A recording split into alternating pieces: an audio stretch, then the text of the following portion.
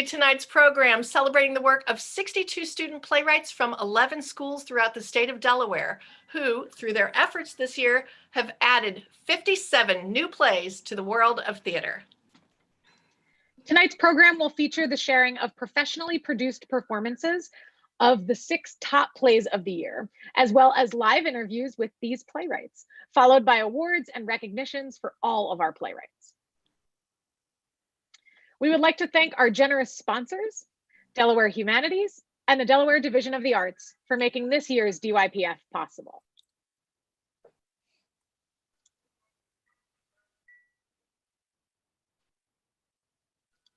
As you may know, we usually host this event live on the stage at Delaware Theater Company. Though that was not possible this year, DTC was still committed to providing professional artistry to enhance the work of our student playwrights. We are so glad to have had Charlie Del Marcel at the helm this year, directing this new manifestation of our students' plays. The plays you're going to watch tonight were rehearsed and recorded in advance. By doing so, we hope to make certain that what you see and hear represents what the playwrights wrote in their scripts and eliminate as much as possible any unforeseen technical glitches in the performance of the plays. We use the talents of a fantastic team of actors, as well as DTC's technical theater artists, to provide visual settings, sound, costumes, and props, everything to bring these shows to life. In addition to the recordings of the plays, you'll also hear from the playwrights themselves, live and in person, to talk about their work. And we will have a quick 5-minute intermission after the third performance, so people have a chance to get up and stretch a little bit. Great. Thanks, Charlie. Yes, as Charlie and Allie said, there were some differences in how DYPF unfolded this year. But much of the process was the same, beginning with the selection of a unifying theme inspired by one of our main stage shows at DTC. This year's theme was inspired by a new musical, Otherworld, by Hunter Bell, Jeff Bowen, and Anne McNamee, that DTC was scheduled to present during the 2020-21 season. Now, though our season was postponed, we kept the theme because of its uncanny resonance with our world today. The quotation from the musical we used as our thematic springboard was this: "Coming to your house today is the first time I've left home in 3 years." It's a strange quote to be finding in a musical that was written several years ago, but not so strange these days. So we asked all of our playwrights this year to write a play in which a character must overcome an obstacle in connecting or reconnecting with a world of in-person encounters. All 6 of tonight's shows, as well as all of the plays entered into this year's festival, explored that theme. We were incredibly impressed by the breadth of ideas that came from this theme of finding a way to make those human connections despite the challenges that a character faces in doing so. We have a terrific evening in store for all of you. So let's get to our first play and bring on our first playwright, Trinity Hunt from Cab Calloway's School of the Arts. Yeah, Trinity, welcome. And the crowd goes wild. Yeah. Yeah. No, oh, Trinity, it's so great to see your face. I have a couple quick questions for you. I'd love for you to share some of your insights with all the people watching tonight. So my first question is, what inspired you to write this play? And maybe a better way to put that is like, what kind of got the ball rolling as you started to brainstorm ideas for what this piece might be about? Well, I love reading. Everyone knows that. I'm obsessed with books. So I wanted to write a play with a character who loved to do the same thing. And I think, like, as a reader, I know how easy it is to fall so in love with like a fake world that you lose touch with reality. And that's kind of what I wanted to explore in this play. I mean, everyone talks about like, are fairy tales brainwashing kids? And like, is life predictable? Is life unpredictable? And like how the fairy tale world plays a part in that. So, and also I love rom-coms. If I had to write one. Everyone loves a good rom-com. The writing in this piece is really mature, very nuanced. It's a ton of fun. So my next question is, do you write a lot? Like other plays, any other kinds of creative writing? I've written a couple plays before, but it's funny because the first play I ever wrote was for freshman year, my intro to acting class with Mr. Moser. And I wrote it, and then it got picked for the One Act Festival that spring, and it was like good. But I was like, okay, this was fun, but I'm not a writer, I'm an actor. And then like I did a couple more plays and I did DYPF, but I still was like, this is fun, but I'm not a writer, I'm an actor. And this was the first year that I actually was like, okay, maybe I'm both. Yeah, there's nothing wrong with wearing lots of hats, Trinity. Nothing at all. And you're a writer and an actor. Okay, so with all the other finalists, you attended a series of Saturday workshops on Zoom with the DTC team, so the actors and the whole production team. What struck you the most about how those workshops functioned? I think the idea that, like, as a playwright, you can write a script and you can write characters that you love and that you feel a certain way about. But once you introduce those characters to other people, they can feel the exact opposite. So, like, our first Saturday workshop, a lot of people did not like one of my main characters, Cal. They hated him and thought he was a terrible person.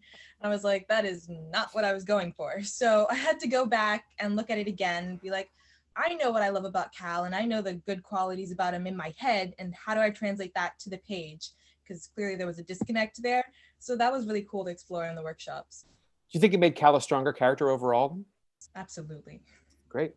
Well, without any further ado, thank you, Trinity. Thank you so much. This is Writing Between the Lines by Trinity Hunt of Cab Calloway School of the Arts.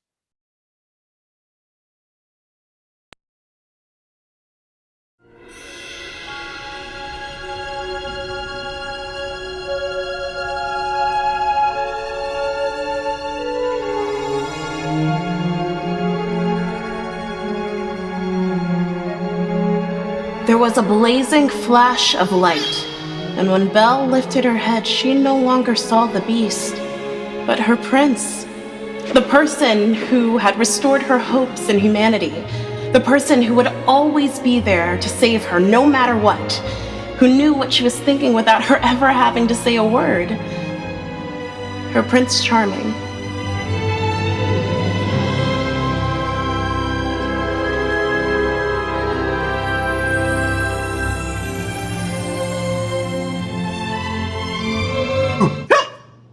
What?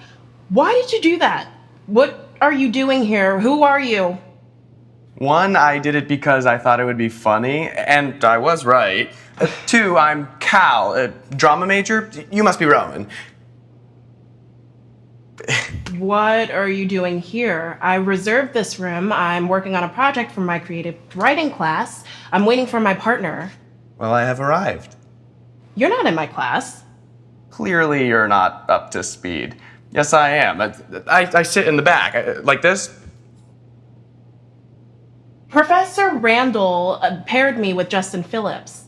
Professor Randall paired me with Rachel Matthews, Justin's new girlfriend, and I, being the gracious friend that I am, switched with him so that he could be with his girl, and now I'm your partner.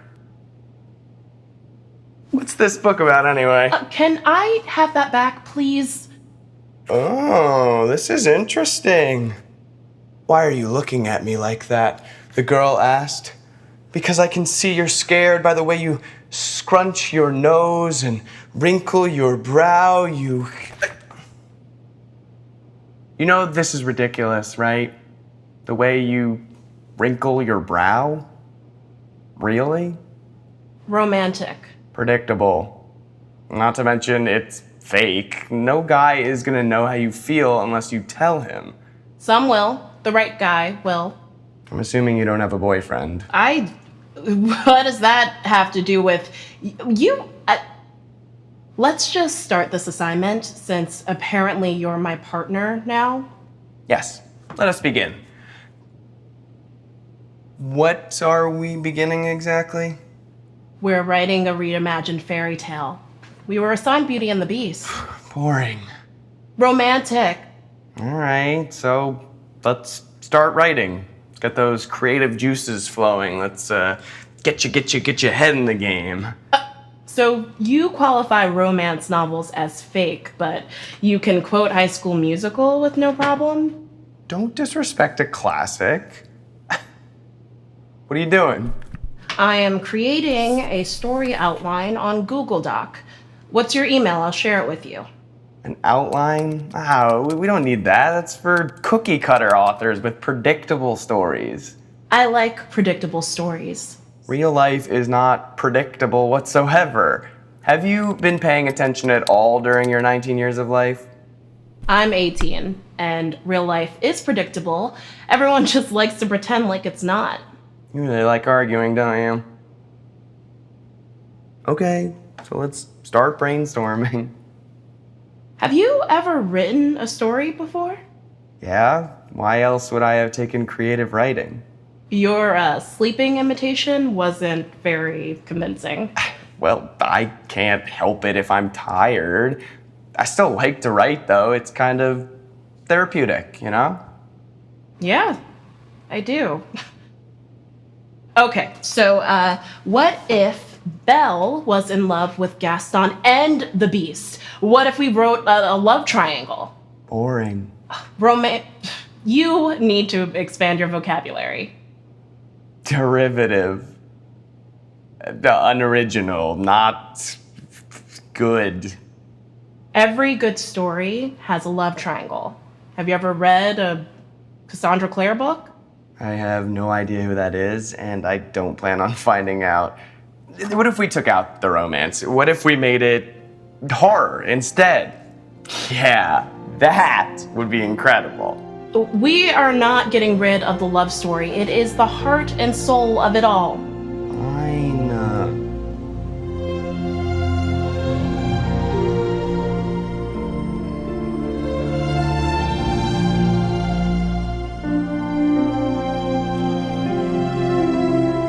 Hey, Hey. What are you doing, Will? wait a minute. Is that a Cassandra Clare book? Yeah, I caved. You talk about the book so much, I wanted to figure out what you were talking about. And? And it's good. So far. So, are you Team Will or Team Jem? Yeah, we can argue over love triangles later, but this story is due in 2 weeks, and we already have to start all over since all the work we started a week ago has to be scrapped now. Wait, what? What do you mean our work has to be scrapped? I mean, today in class, Professor Randall gave us notes on our first draft, and she said we needed to start all over. Of course, you would know that already if you actually came to class today. Too much like the original story. Try to find the balance between fantasy and realism. Well, not to say anything, but we did end up going with your lovey-dovey idea. So she didn't like it? No, she didn't. Why weren't you in class today? Late night, decided to sleep in. You didn't tell me.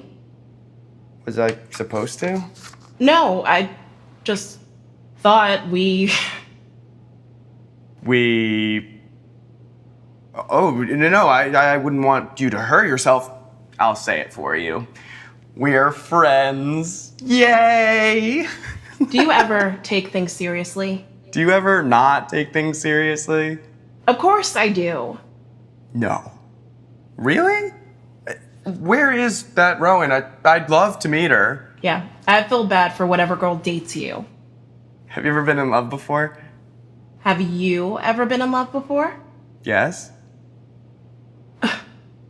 Most people wouldn't be so honest with a stranger. I'd rather be honest than hide my feelings. And you're not a stranger, Rowan. We're writing buddies. But aren't you scared Of what? of being honest? Not really. I've been in love 3 times, and they all ended in heartbreak for me. Like our good friend Will, in the Infernal Devices. How can you not be scared of love after all that? I don't know. I never thought about it, I guess.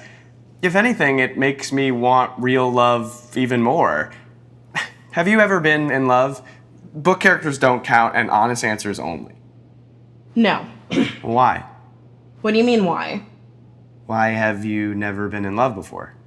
I don't know. It's not that simple. Do you not want to fall in love? Well, it's not like you can just fall in love whenever you want to. Falling in love requires being vulnerable. And every time I talk to a guy, I freeze and I don't know how to, I don't know. You don't freeze around me. Irrelevant. Romantic. I just don't want to fail my first semester in college. So can we get back to this? Why do you love reading so much? Why do you ask so many questions? I'm naturally inquisitive. Like you, you're constantly asking questions in class. I thought you fall asleep during class.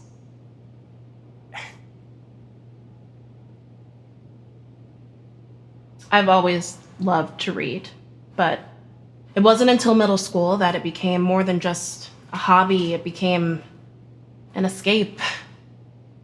I'm an only child. My parents were always working, and I was just so lonely. Characters became my best friends because people weren't there for me. I didn't know. Sorry, I was a jerk about it. It's okay. I mean, I'm fine now. I have friends.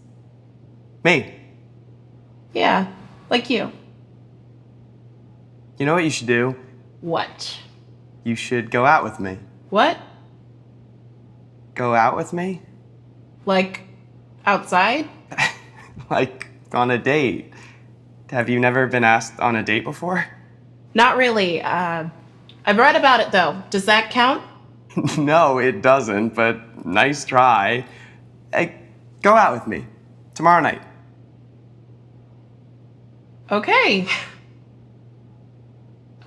So can we get back to this project that's worth 75% of our grades so I don't fail college and end up sad and depressed, please? Whatever you want, Ro.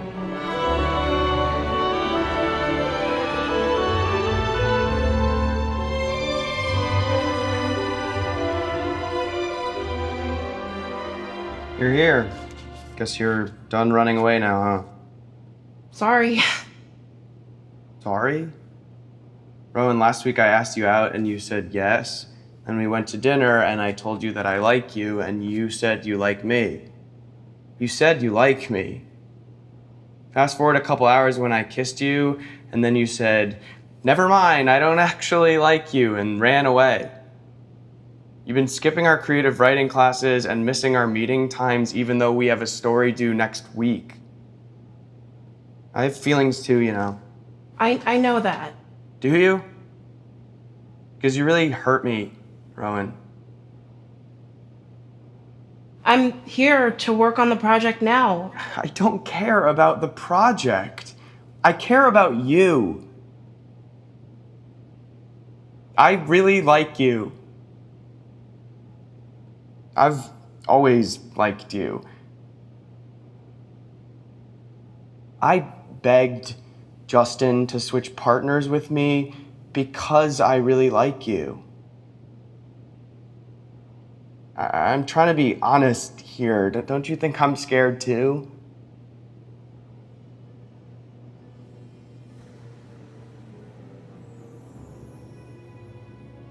Rowan, do you like me?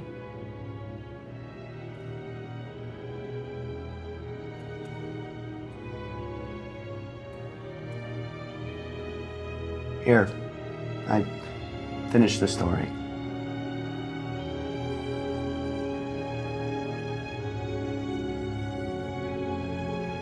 Beau and the Beast.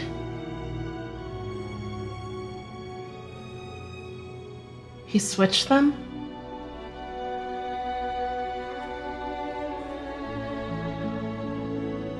Please, Beau. I would rather you left me alone. Why? Why do you continue to pull away from me? Belle, I love you. I do not know how to love you, Prince. Not the way you wish me to.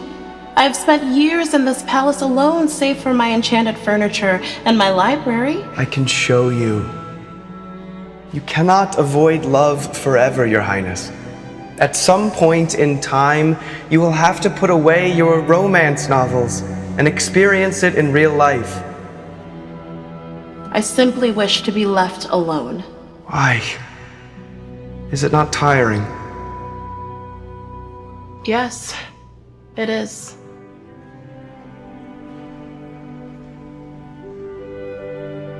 It's the first time I've walked in here and seen you sitting without a book in your hands.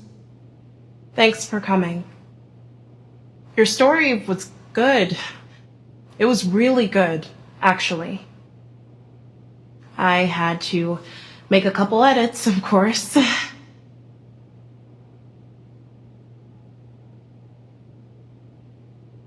So, when you wrote that Belle should put away her novels and experience real life, you were talking about me, right? Well, I thought you were.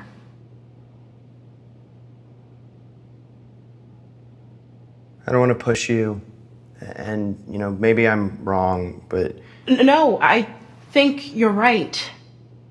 No one's ever cared enough about me to pull my head out of my books. I lied when I said I didn't like you. I'm scared, but I do like you. When I'm reading a love story in a book, it's perfect, and in real life, things don't always work out. I thought I could live in fairy tales forever, but I was wrong. I can't. You were wrong too, though. Casso? When we first met, you told me a guy doesn't know what a girl's feeling unless she told him. You knew, Cal. You knew I like you. Yeah, I guess I did. So... Romantic. predictable.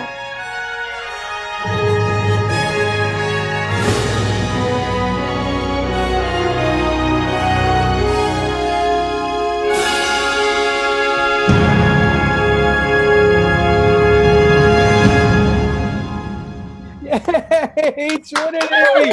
Oh, so epic! Ah, so good. Thank you, Trinity. Thank you so much. That was awesome. So it's so exciting tonight to have all of you here for this culminating event. But the Delaware Young Playwrights Festival actually takes place over a period of about 6 months. We begin each school year with our theme announcement and a series of kickoff workshops in September and October. Our playwrights submitted their first drafts to DTC in October, and DTC's theater artists and educators responded to each and every playwright with standards-based, personalized feedback. The students were able to revise their work and resubmit in December. And from those submissions, we chose the 6 finalist plays here to continue the playwrights' journey with us. These playwrights attended a series of weekend workshops in the month of February, working with Charlie and Allie and me, along with our 4 teaching artist actors, Tay and Tyler, whom you've just seen in Trinity's wonderful show, along with Camille and James, whom you are going to meet very soon. And the playwrights continued to develop and refine their work even further. Our technical artists also joined in the workshops to talk about how they glean ideas from scripts and use that for theatrical design. The playwrights were able to continue to make revisions until just a few weeks ago, when the professional artists took those final drafts and began the rehearsal and design process.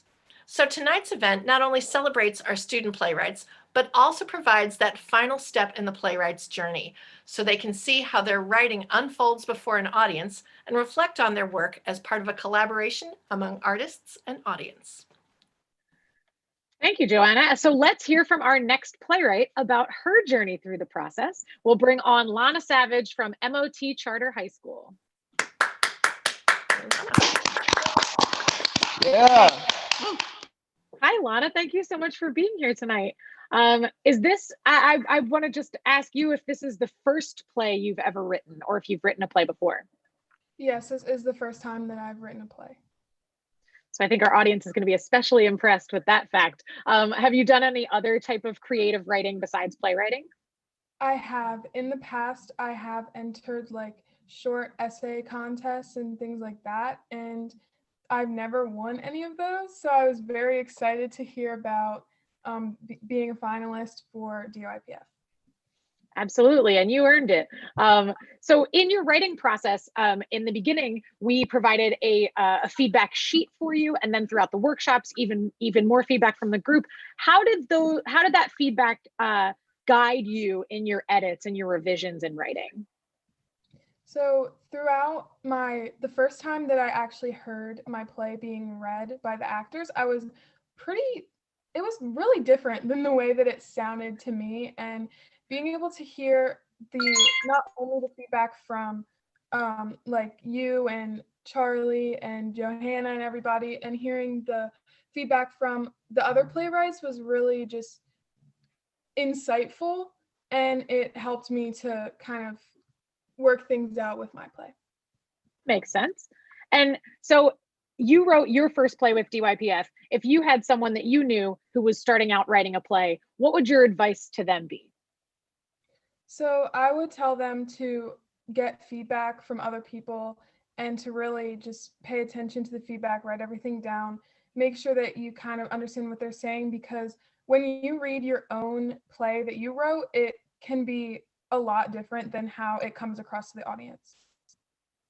For sure. That's great advice. Well, thank you so much, Lana.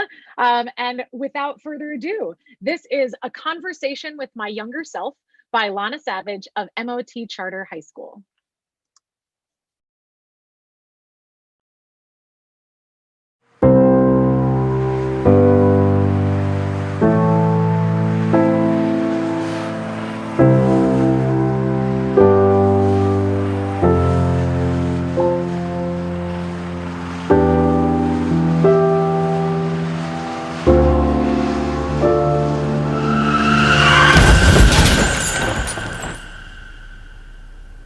Wow. Are you what I'm supposed to look like in a few years? Cool! Whoa, what happened with my hair? Who are you? What are you doing in my room? I'm you, silly. When we were 11? How old are we now? What? What are you talking about? Oh, I am you. And you are me. I came to visit you. That's impossible. I mean, it's not like you could have time traveled. There's no way you really are who you say you are. Huh.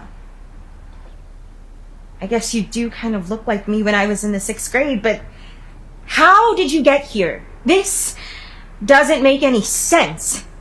Why should I believe you in the first place? I mean, for all I know, you could be some random little kid who broke into my room. Should I call the cops or something? No, just listen to me. I'm so confused. How old are we now? 14. Wow, we're in high school? What's it like? It's fine. Now, could you tell me what you're here for? Our room looks a lot different. You spend a lot of time in here. What do you mean? Never mind. Oh, we're still friends with Jack? And Maya and Lizzie? Oh, maybe it's not as bad as I thought it was. Who are all these people? What? When did we meet them? Are they our best friends too? They're not our friends. Not anymore. I just took those pictures down. Okay, maybe it is that bad. Hey, what happened to our guitar? And the fuzzy pink rug that was under our desk and all our books? I took the guitar to Goodwill, threw the rug away, and donated the books to the library. Why would you do that? That guitar was our last birthday present from Dad before he died. And the rug, we loved that rug. And the books, reading was our favorite. Why would you get rid of everything? I didn't need them anymore. I wanted to give my things to someone who could use them. Wow. Everything's gone. Our picture frames, filled up notebooks, softball trophies. Listen, I've got to tell you why I'm here. Well, go on. I've been waiting. How long has it been since you've left the house? What does that have to do with anything? Just answer the question. Okay, it's been sort of a while. But we're homeschooled now, so it doesn't even matter. A while? A few months. A year, a little bit over a year. A year? How? I can't even go a few hours without talking to anyone. Yeah, well, we've changed. When was the last time you talked to Mom? And I don't mean her talking and you ignoring her. I mean a real conversation. I don't know. It's not like I'm keeping track. Could you just tell me what you're here for? Well, I'm trying to, okay? Listen, so earlier I visited you. Me. Us. I don't know. Anyway, well, it wasn't exactly good. It was us 2 years from now, when we're 16. What do you mean it wasn't good? We were just so unhappy. So I guess it won't be much of a change. Well, is there any way I can make it better for future me? Yes, that's exactly what I'm here for, to warn you, to tell you how to fix it before it gets worse. I'm still so confused. But what do I have to do? First off, you're worrying Mom. First she lost Dad, and now she thinks she's losing you. She doesn't know how to help you. If we can't fix this, we'll lose her. What do you mean we'll lose Mom? Don't you see? She hates seeing you like this. You used to go out all the time and hang out with friends, and now you barely get out of bed. You can't just keep using the same excuse that you're upset because Dad died. It's been, what, almost 3 years for you since it happened? Yeah, almost 3. He died when we were 11, so... Yeah. Look, you can't keep blaming yourself for what happened with Dad. This isn't about Dad. I know exactly that it is. No, you don't know anything. Of course I do. Don't you remember? I told you, I visited you, or us, when we were 16. And she told me all about what happened. Oh yeah? Then what did she tell you? She told me that a couple months ago, almost a year, you, as in 14-year-old us, heard Mom on the phone. Aunt Kayla was talking to her. She was saying it was your fault her brother died. That's when everything started to change. And that's why when I asked 16-year-old us what year of our life I should come back to, she said this one. If I hadn't stayed after school that day for practice, Dad never would have been on that road driving to pick me up when the accident happened. See? You think I don't know what this is? You're punishing yourself. You think it's your fault that Dad died, but it's not. Aunt Kayla just wanted to find someone to blame. She was hurting and was just making excuses. I have to go. Please, just remember what I said. Just try. If you can't do it for yourself, do it for the future you, for me. Listen, if you fix this, then my life changes too. I wouldn't have to live through any of this. By the way, you sort of have to start today. Fixing things, I mean. Because the longer you wait, the worse it gets for me. And I know it's selfish, but... Hey, you know how we are.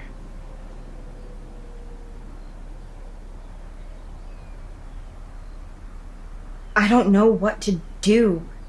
How do I go out again, reconnect with people after being alone for so long? Maybe I can start easy. I can call Lizzie.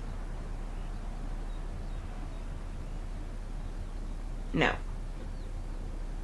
I should go talk to Mom first.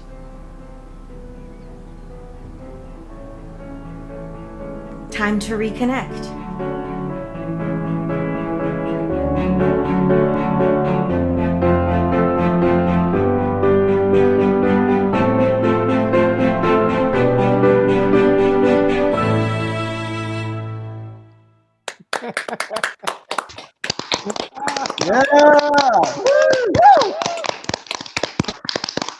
Thank you so much, Lana. Great work.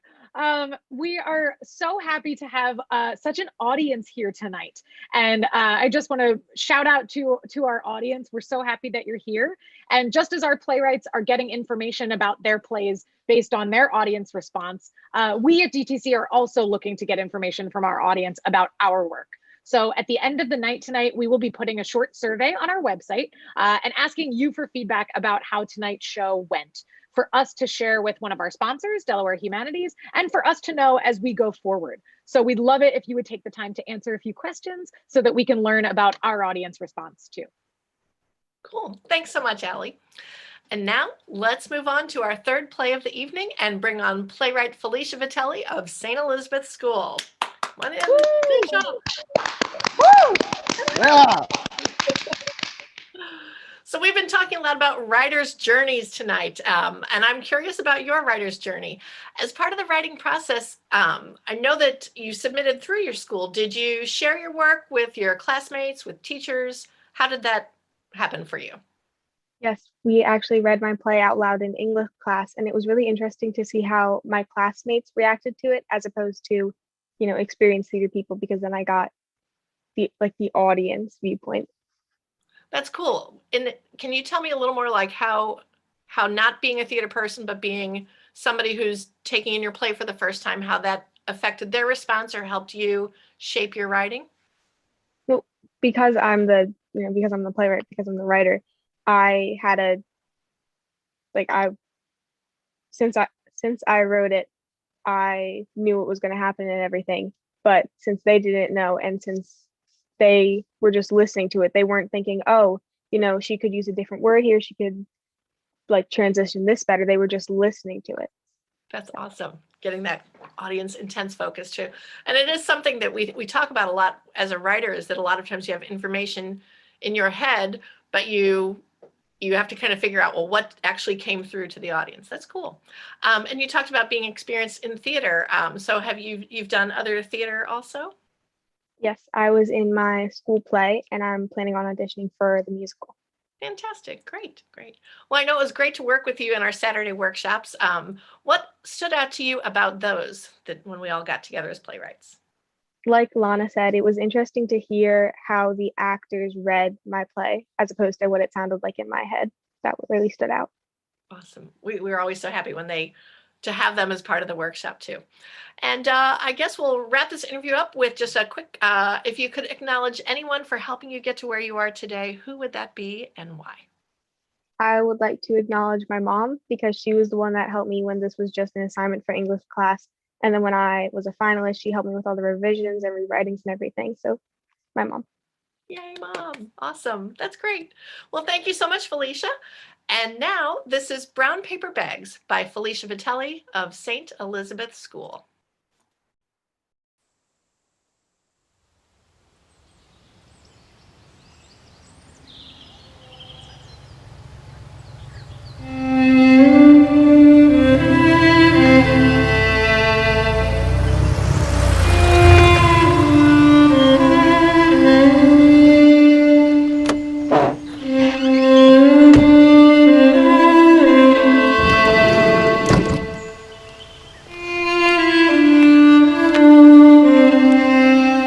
Excuse me, stop right there. Who are you? I'm the grocery delivery person from the C&W in town. My name's Jackson. James delivers my groceries. He has been for almost 10 years. Why didn't he come today? Oh, James retired last week, ma'am. Yeah, we had a party for him and everything. Oh. I don't understand why he wouldn't have told me. Now, Jackson, was it? Oh, yes, it's Jackson, but most people call me Jack. Jackson will do. Now, Jackson, you come here every Sunday I get the same items each week, and I give you the money on the first Sunday of each month. Understand? Good. Now you leave those groceries there, and I take them from there inside. Are you sure this will be enough food, miss? I mean, my family could eat all this in a day or two. I don't have a family. It's just me, and I think I know how much food I need. Thank you very much. Oh, no, I'm sorry, miss. I didn't mean to offend you. I was just asking because well, if you did need more food, I could, As I said before, Jackson, I know how much food I need. Now please, put the grocery bags down, and I will carry them inside. Are you sure, ma'am? Because, it really wouldn't be any trouble at all for me to just carry them inside. They're awfully heavy. I don't want you to accidentally hurt yourself. I'll be fine. Thanks. So, if you don't mind me asking, why do you live here alone? I've never seen you in town or anything, and I didn't even know there was a person out here until I had to learn the delivery route. I do, in fact, mind. Very much. Oh, I'm sorry. I was just trying to make conversation. I'll be on my way now.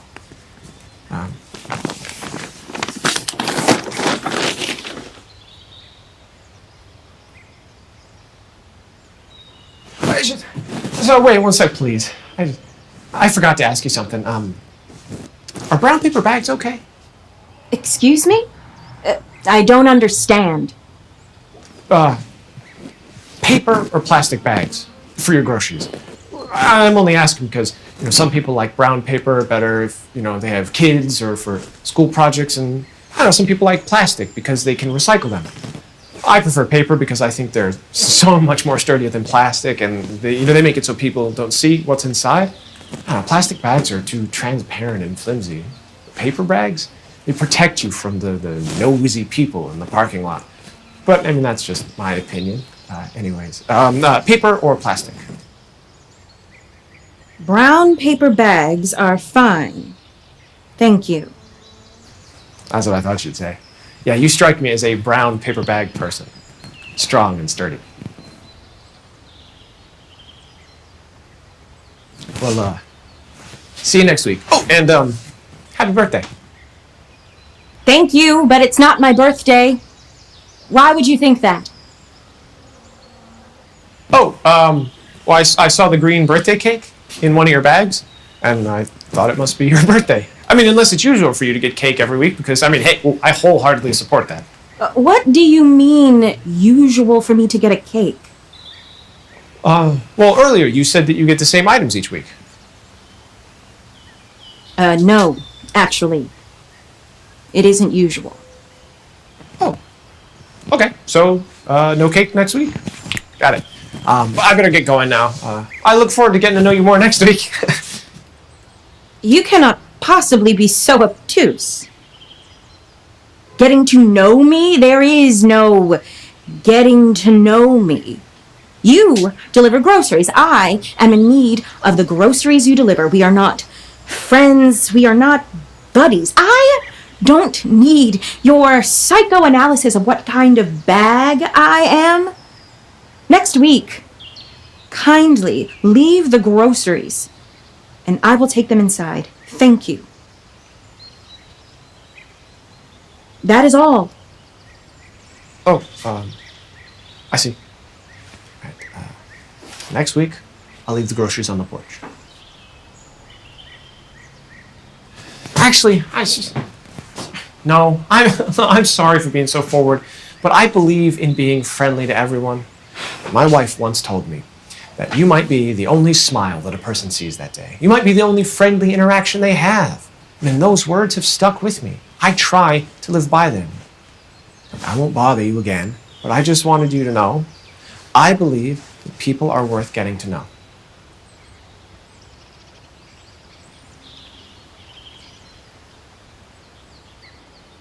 Jackson, I'm sorry. I overreacted. That was too harsh.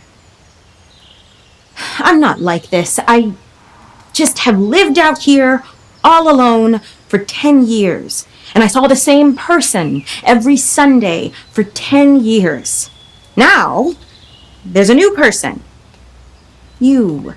And you start asking questions and talking so much. Yeah, my wife always tells me that, all my questions can be annoying.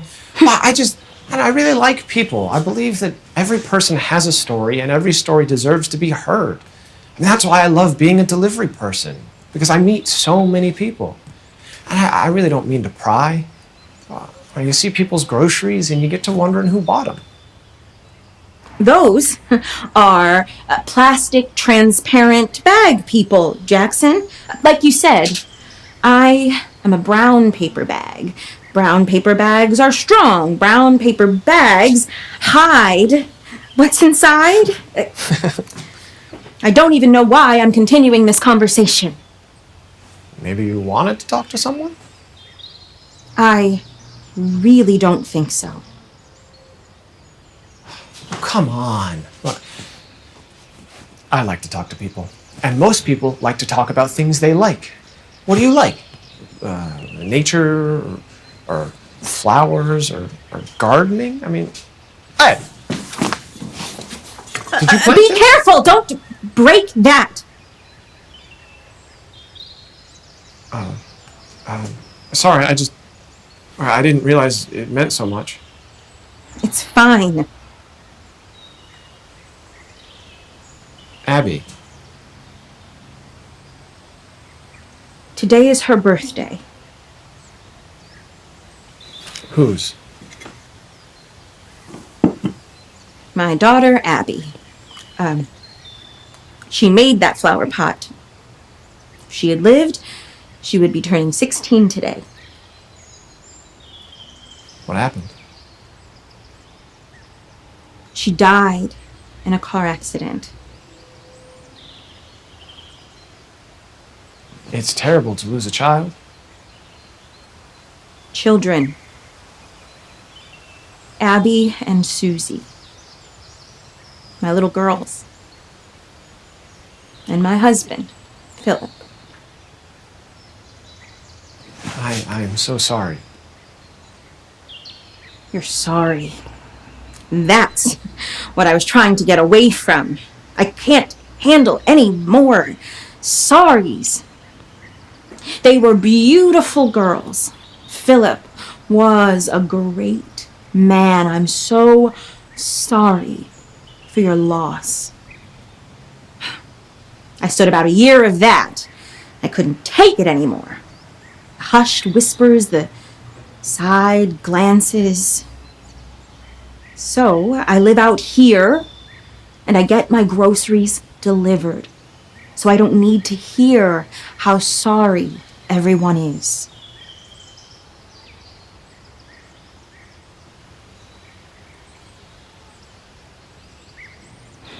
I don't know how to continue this conversation. I've never felt like this before. I mean, I always know what to say. I haven't spoken to anyone like that in 10 years.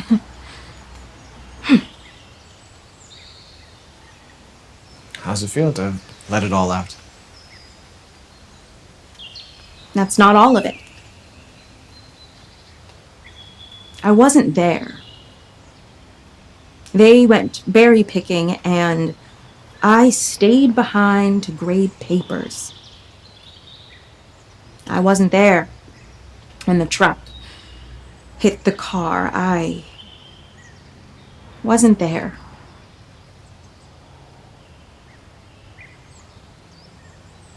I don't think that Philip and Abby and Susie would want you to feel like this.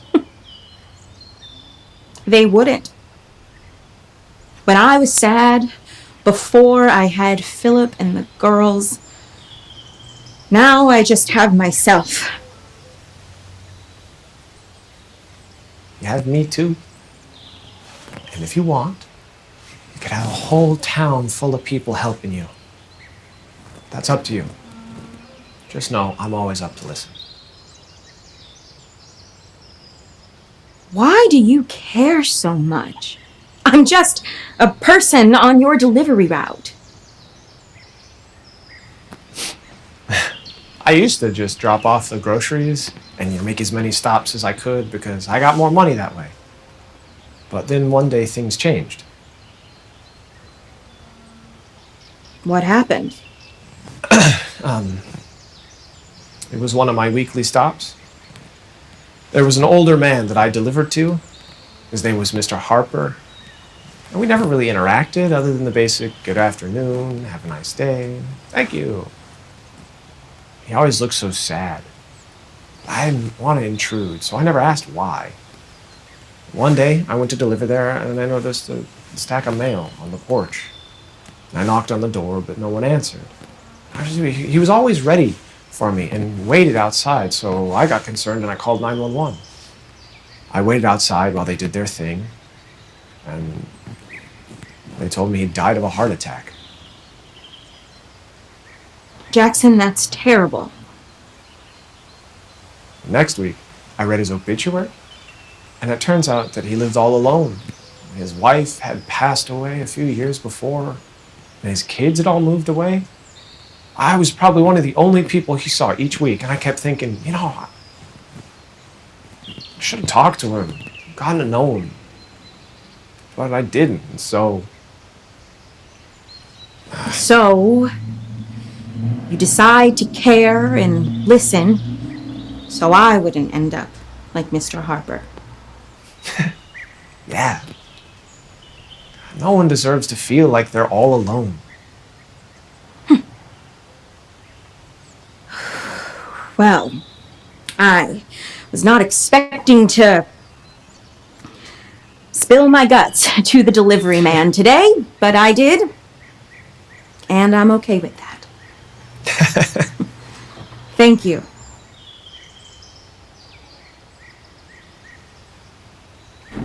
Oh, Jeff, are you okay? Yeah, I'm fine. I just twisted my ankle. Are you sure you can drive all the way back with a hurt ankle? Yeah, I'm sure I can drive. It'll be fine. It's not safe. I'll drive you. God forbid you get into a crash, and I have to open up to a whole new delivery person. Well, I mean, if you're sure you're okay with driving me, then thanks. I appreciate it. Here, I'll help you to the car.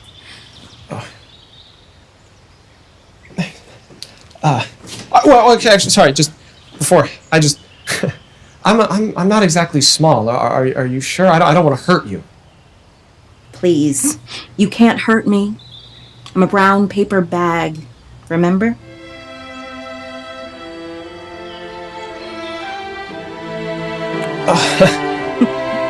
Strong and sturdy.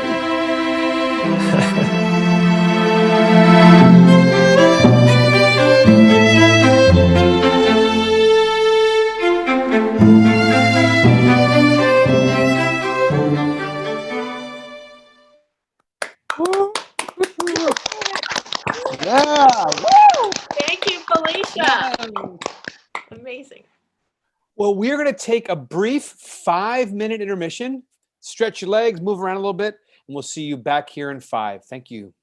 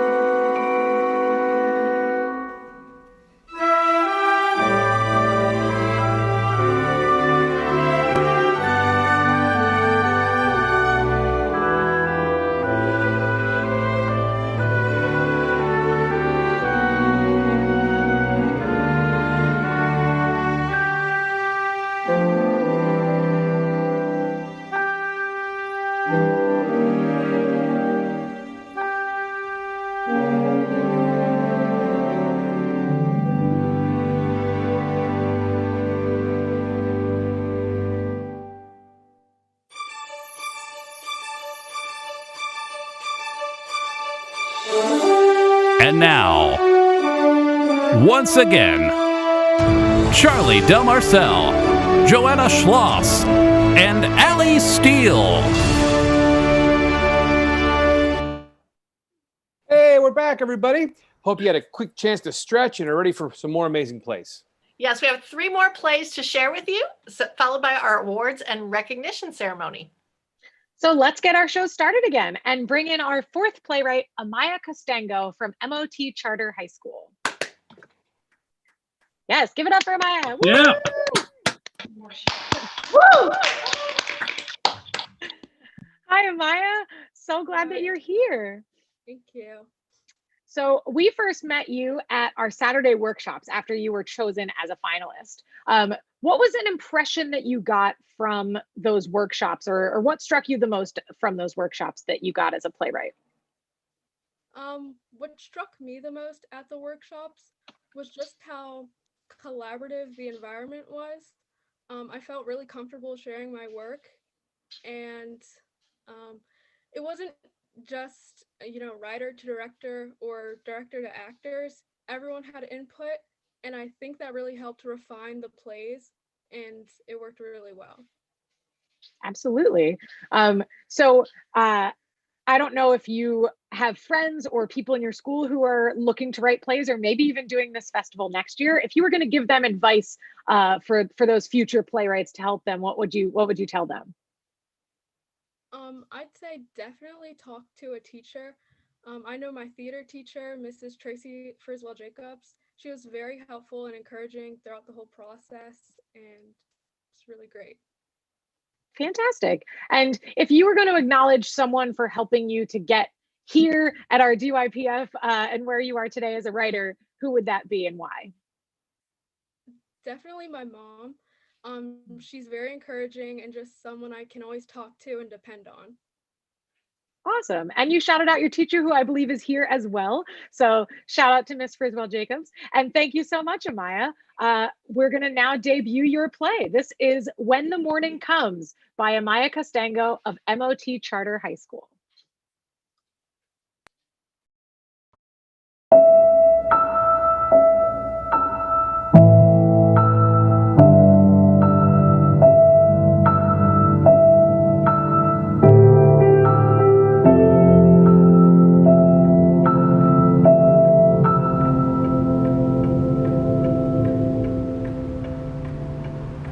Hey.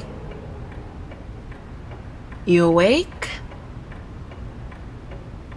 I know you're pretending to be asleep because your breathing stopped once I started talking. I was a heavy breather too. It's just your anxiety. I'm not trying to be rude or anything, just a little bit nervous, that's all. Well then, welcome to Berkeley Springs Mental Wellness Facility, West Virginia's finest. Thanks, I guess. When I found out I was getting a new roommate, I was pretty excited. Caroline, my old roommate, well, her 30 days were up, but you're here now. What's your name? Georgie. Oh, Georgie! That's a pretty name. Georgie, Georgie, Georgie, Georgie, Georgie. So, Georgie, what brings you to Berkeley Springs? It's nothing, really. You can tell me. I won't judge you if that's what you're afraid of. Are you a cutter? Excuse me? Do you cut? My wrists? No, of course not. Eating disorder? No, and stop guessing. I'm not going to tell you. I just wanted to get to know you. That's all. I'm sorry. It's all right. I think I'm going to bed now, if you don't mind. Okay. Good night.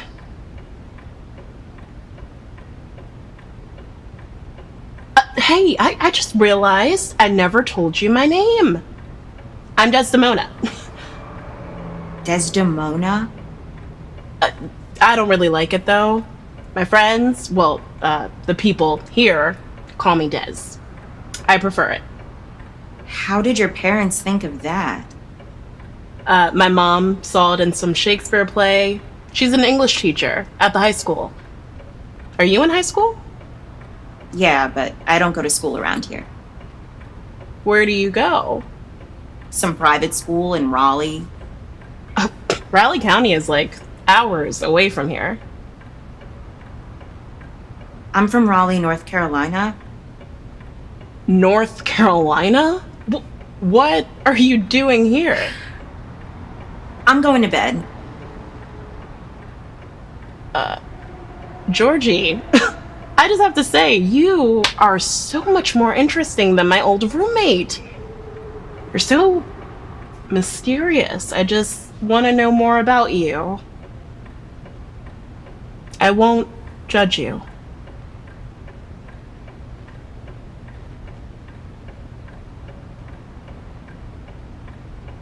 Yeah, I just don't think you would understand. I could try to. Georgie, we're in a pitch black room. You're completely anonymous right now. When the morning comes and the sun shines through the blinds, I won't even look at you. I promise. It'll be as if you were talking to yourself the whole time. We'll have to see each other at some point. I don't think that'll be an issue. And why wouldn't it be? Well, why should I have to explain myself to you if you weren't going to explain yourself to me? Well then, why should I explain myself to you if you aren't going to explain to me why you shouldn't explain yourself first? What? Forget it.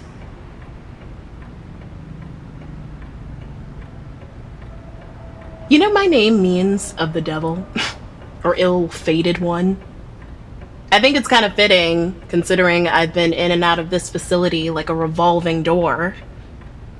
My twin sister, Amanda, well, her name means worthy of love. Fits her perfectly. Des, go to sleep. Talking makes me tired. Well, then you should be delirious. You're actually really funny. You think so? Yeah. Has no one ever told you that? Only my older brother. Well, are you too close? Yeah, we were. He passed away earlier this year in a car crash. I'm so sorry.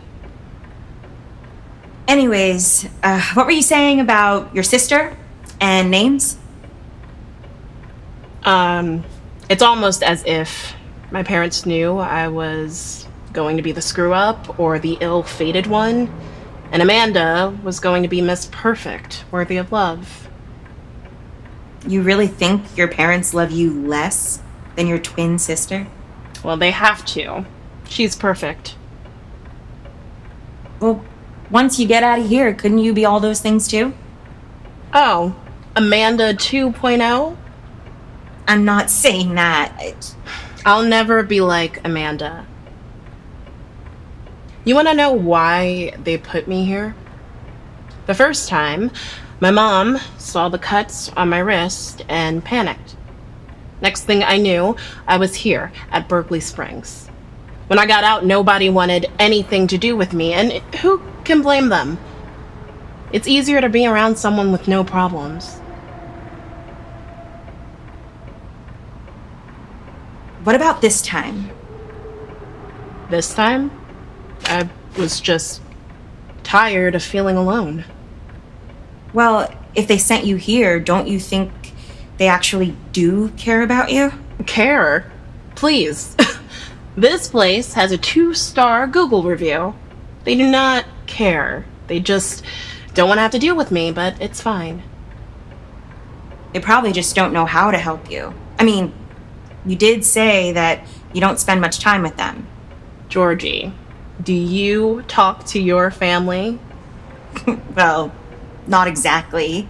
What I'm trying to say is that if Amanda had a bad day, they'd have all the psychologists in the world come in and try to understand how she's feeling. I have a bad day and I'm a bedlamite. A bedlamite? It's something my parents called me one time. They're pretty good with names, I told you that. What about your family? My family. Well, my dad is in politics, and my mom is basically a housewife, but she also writes for this family magazine as a columnist. And then there was Tate. Tell me about him. You said you two were close? Tate. He was my best friend, and everybody loved him. He was friendly and confident, kind. He was everything I wasn't, but he was the only person that made me feel understood. Really? Family sounds perfect. Perfect? We're far from it. My dad is always working. My mom is too focused on how she sounds in her articles that she's oblivious to what's actually going on in our lives. Me and Tate used to read her articles and laugh because she's writing about a family that doesn't even exist. You said Tate died in a car crash? Yeah, earlier this year, in January. The road he was driving on was icy. What did you do? What could I do? He was gone and there was nothing I could do about it. I just lay in the bed and stare at the ceiling until the morning came. But how did you end up here? Like I said before, I really want to keep that to myself. You can tell me. Judgment free. Talk to me as if I'm your brother. Hey, don't say that. I just don't want to talk about it, okay? Look, I'm sorry, Georgie. I just haven't talked to anyone like this in a while. Well, neither have I.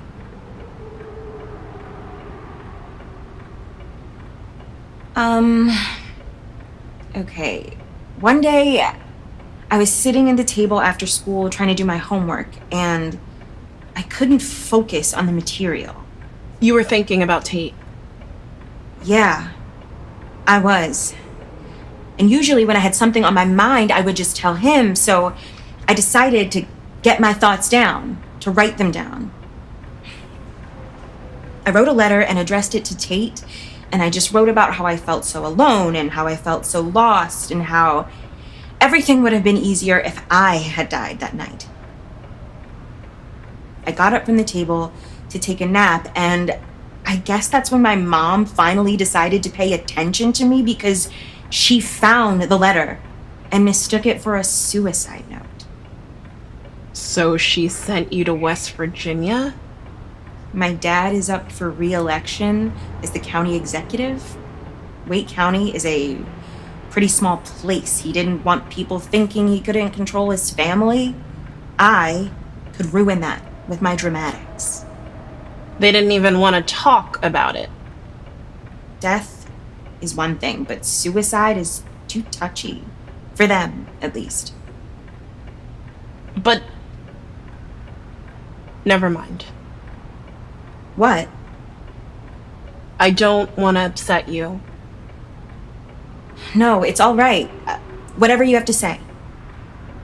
I was just gonna ask, do you really think it'd be easier? What do you mean? If you had died, do you think it would be easier? It's not that I want to die, it's just...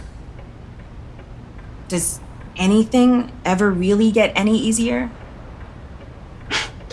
I'm trying to figure out the same thing. Hey, Hey, we should probably get some sleep. It's almost morning. You're right. Yeah, you're probably right. Hey, Des. Yeah, Georgie? That was probably the first real conversation I've had in a while. Thanks for listening. No problem.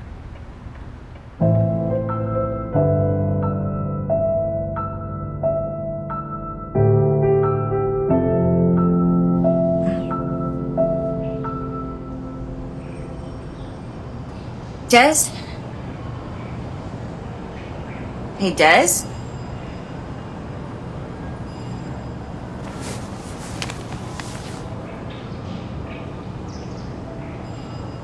Georgie, my friend in the shadows. When the morning came, that meant my 30 days were up.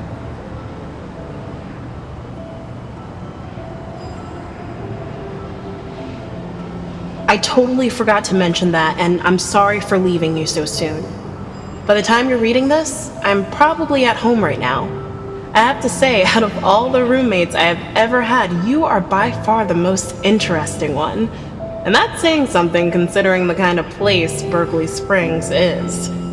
Anyways, before I left, I asked the nurse to look up what the name Tate means. It means great talker. You must take after your brother.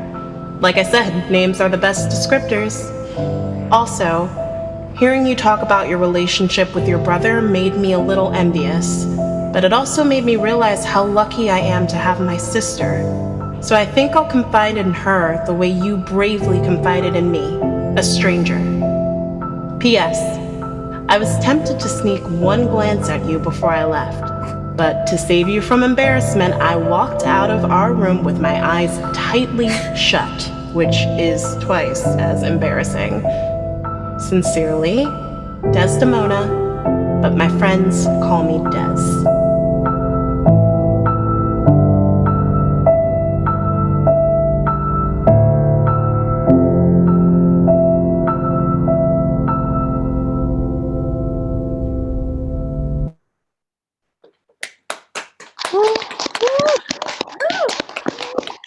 Whoop, whoop.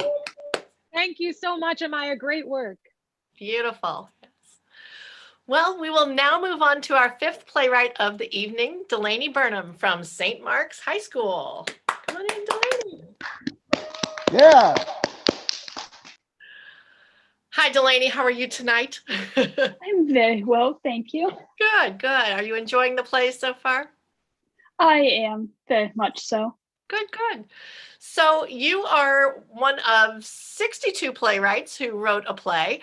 And like all the other playwrights, you submitted your first draft to us back in October, and you received that feedback sheet back from DTC. How did this feedback from DTC guide you in your revisions?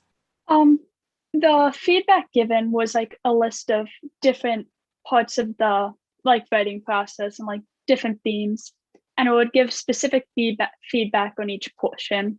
And honestly, I found that really helpful because it shows specifically like where your strengths are, what areas you should look at more, and never in a rude way. It was always incredibly helpful and just let you know like, hey, this is good, but maybe you should look at this a little more. Awesome. And I know that you've done theater. Did it make sense to you as you read the feedback? You know, did you have that theater brain on you when you were reading that?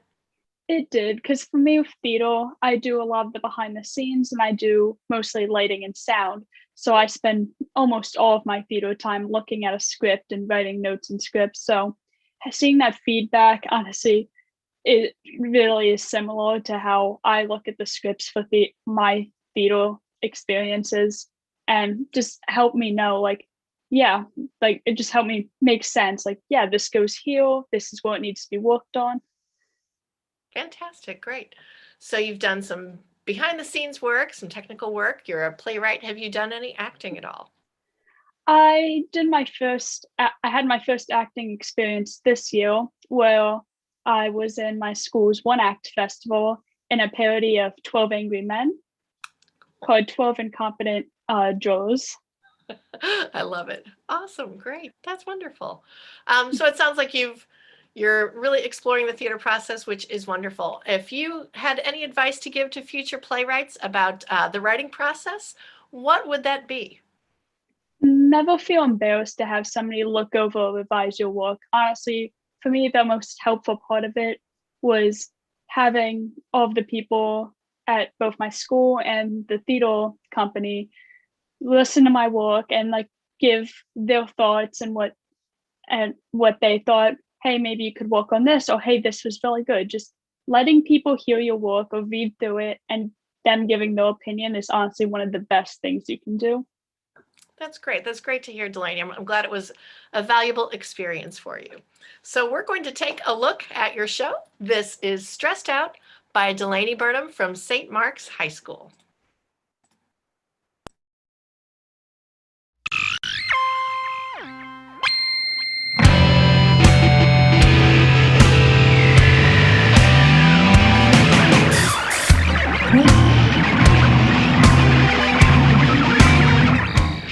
What? Did you see Mrs. Jones when she turned on that documentary in class today? She was totally asleep. Hey, once we're home, do you want to play Zombieland? Just came out, and I've been looking forward to it. Maybe. Glad at least you're happy to see me and actually want to talk to me. Don't be like this. You've only been back for one day. Everybody missed you. We're really glad you're back. Really? I wasn't friends with anyone. How can they be glad I'm back if they didn't notice I was gone for a month? Oh, come on. Of course they noticed. Maybe the kids didn't say that they missed you, but the teachers did. Empty words. It's just courtesy. The students were definitely saying stuff about me like, look at the weirdo who left school for a month or something like that. I took a month off because I was stressed and anxious because of the workload. College planning, an essay for one class, a lab report for another. Here's 50 problems to do by the end of the night. It all builds up. I needed extra time for it all. I just needed a break. After a month, my mom was like, you can't keep this up. How are you going to survive college? So, yeah, I agreed with her. I thought I'd be ready to come back. Maybe I was overreacting. Yet the day I come back, I get an even greater workload. They just needed to give you the work you missed. It's not against you at all. I did the work they sent me while I was gone. I turned it all in today. This is too much. I shouldn't have come back yet. All the frustration keeps building up again, and it's been, what, one day?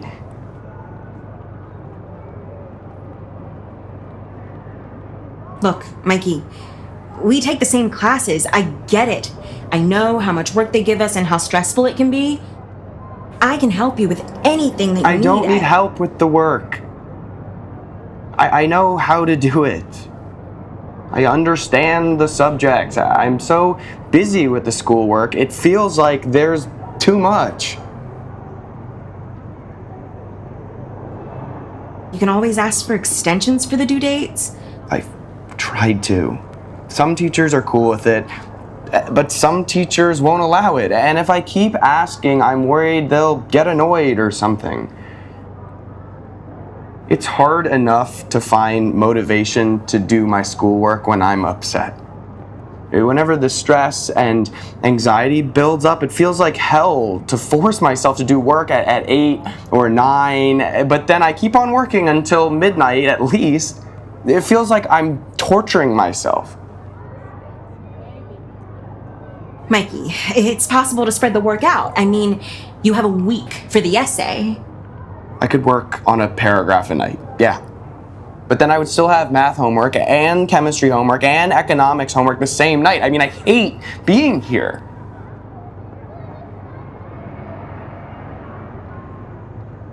It's just so much less stressful to do work when you don't feel the deadline breathing down your neck. Looks like I'm gonna start getting 2 hours of sleep again since I'll be up all night working on everything.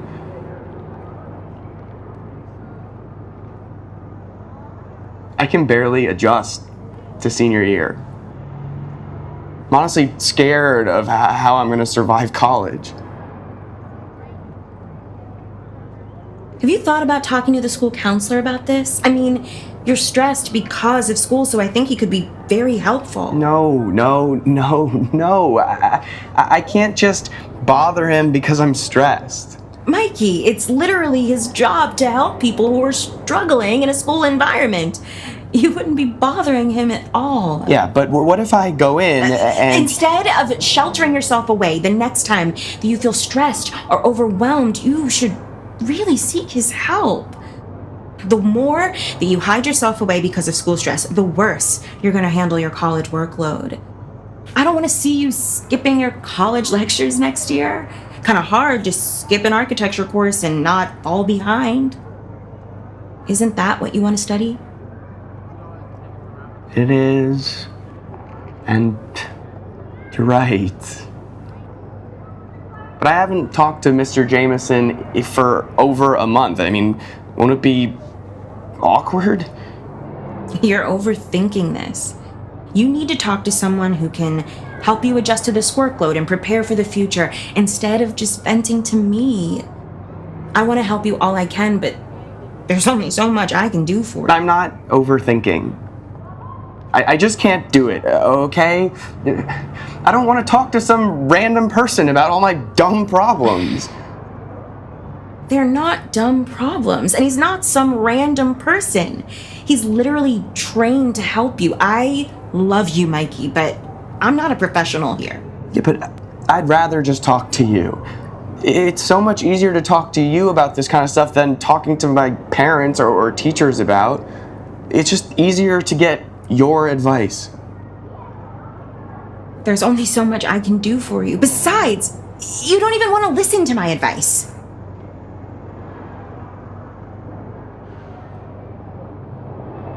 I'm sorry. I guess I didn't realize I rejected all your advice. I was kind of venting to you, but I just ended up being my typical stubborn self about it. It's all right. Yeah, you were. But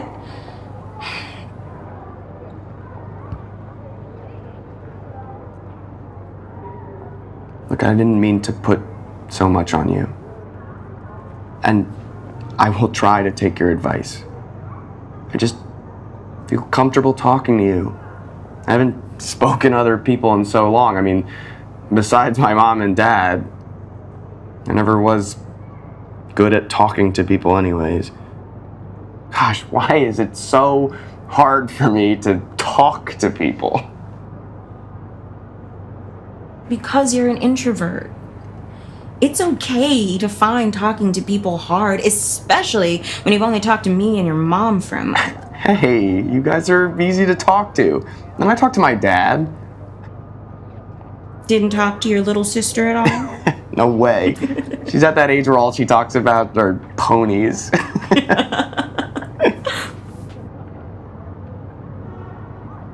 Seriously, though, you need to seek help from people who can help you. Not just me. I know, but it's just easier to talk to you about everything that's going on than to talk to my parents or teachers about. Really? Well, luckily for you, I'm your best friend. I'm gonna be here for you no matter what. I don't want to see you struggle without someone to reach out to. I'm here for you. Means the world to me. I know you're handling this year a bit better than I am, but I'm always here for you. I'm sorry for acting this way. It's all right. You're stressed and have a lot on your mind. I get the same way, I just don't like to show it. Is it really just school stuff? What do you mean? Well, I just don't think all our emotion is caused by school stress. What else is on your mind? Well, if I'm being honest,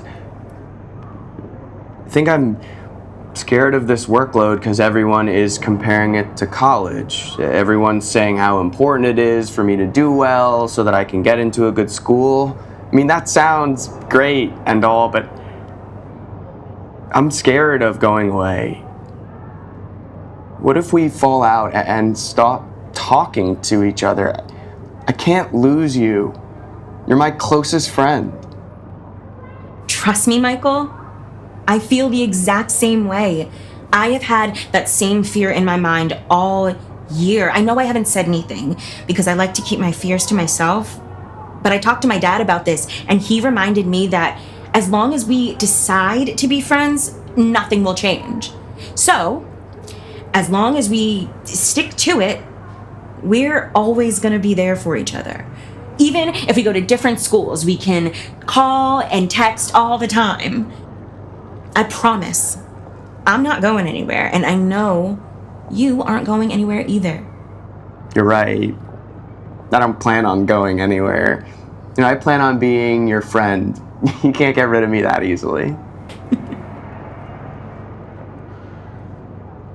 Thank you, by the way. What for? Allowing me to vent to you. I mean, I've been stressed, but I was lonely when I locked myself away. Getting to see you in person and have you check up on me like this, it's nice. You don't need to thank me. I'm your friend. I'm gonna be here for you, no matter what. You're also encouraging me to get help from someone other than an 18-year-old. I really appreciate that.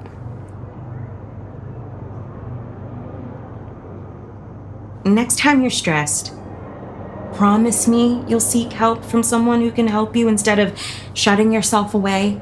Unfortunately, life is not like your video games where if you're struggling, you can just take a break. If you do that, it's gonna come back to bite you. I promise. And no, life is not like my video games. Games are fun. I get to fight zombies, not calculus homework. One of those is a little bit more entertaining. Yes, I cannot wait for the oh so anticipated calculus apocalypse.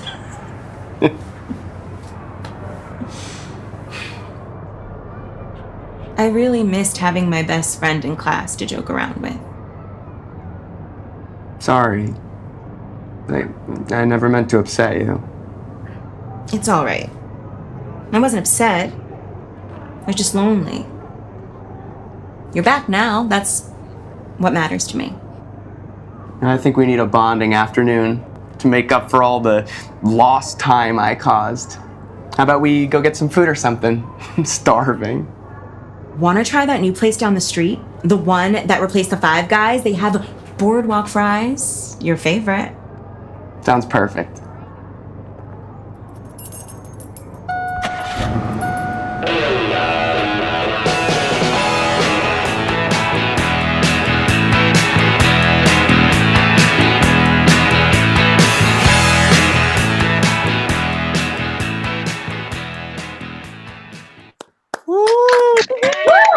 Yeah. Thank you.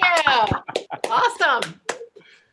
Well, we are now about to share our sixth and final play of the evening. Let's bring in Nico Mandales from Dover High School. Give it up for Nico one time.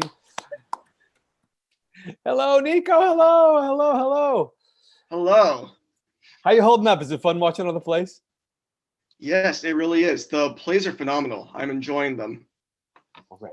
Right before we see yours, I just want to ask you a couple questions. The audience is dying to know. So I know you've written some plays before. So do you consider yourself a writer? And if so, like what else have you written?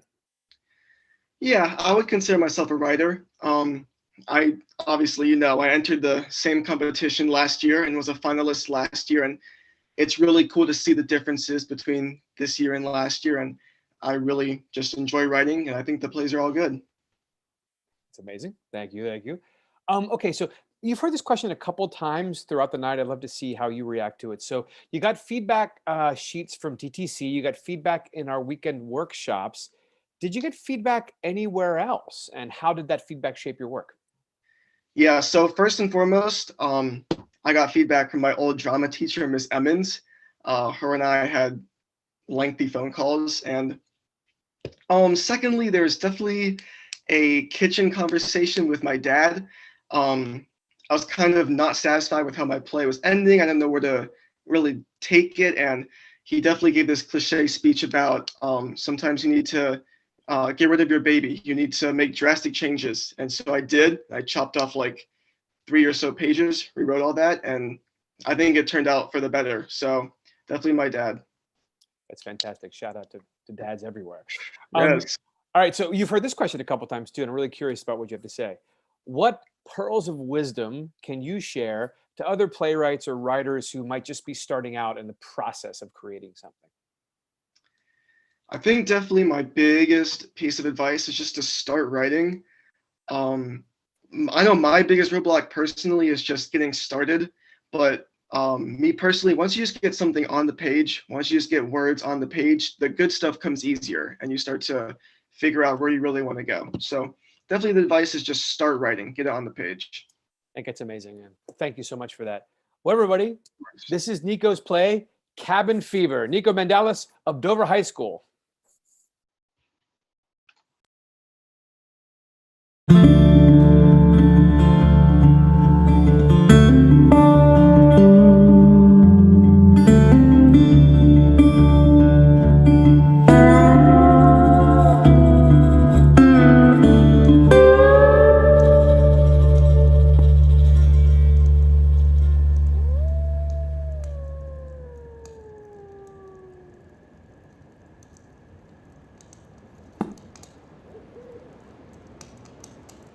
Nothing better than playing darts by yourself, eh, Donnie? Hey, at least when I show my face back at the pub, I can prove to the guys I really am the Dark King. Who am I kidding? Too risky. Boy, I do miss it, though. Be dumber than a doorknob to go outside. 3 years of hiding down the drain. 3 years of solitude, of my thoughts. 3 years of canned soup. 3 years without my son. I'm starting to wonder if there's even a point. I'm starting to wonder if I'll be stuck here forever.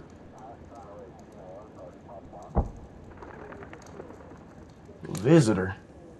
Now, we haven't had a visitor in years. We got a visitor.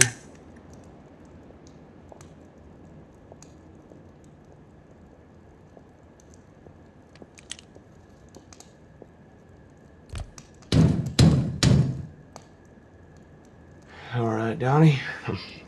Here goes nothing. Come in. Donnie? Man, it's so nice to see you.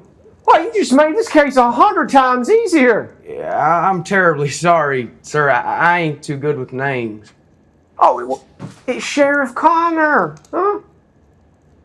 Well, a couple years ago, I was almost caught in this shootout. You had to intervene? Sheriff Connor, that's a heck of a story you got there. Come in, come in. Oh, I appreciate it. Thank you. Hey, you know, I wanted to thank you for, doing what you did back then. It was nothing. Really, it's all dandy.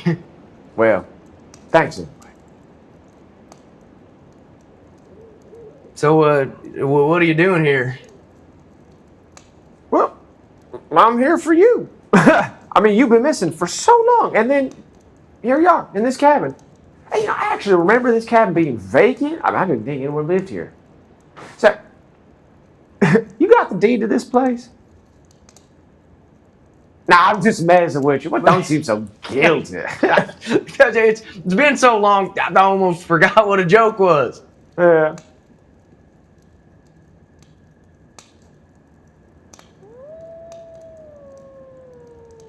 Oh, you play? Oh, a little. It's mostly just to pass the time. I mean, I'm not very good myself. Now, with my pistol, now, that's a different story. But God, with darts, I never got the hang of it. Just, man, you really seem to know what you're doing.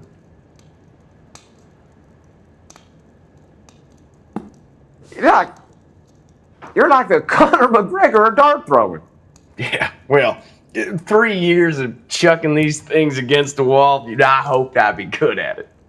3 years, you say? Huh. We can start a game if you'd like. I got a couple more darts over there. Let me get I ain't come to play darts. I'm actually trying to crack a case. A case? What kind of case? A missing person. A new evidence pointed us to this cabin. Well, good news. You solved the case, Connor. Here I am. Well, it's a double case. Yeah, the other guy's named Walter Colonel. Now, my theory is that feller robbed the bank that almost started shooting at me. Now, that was Walter. I wouldn't know. I never caught his name.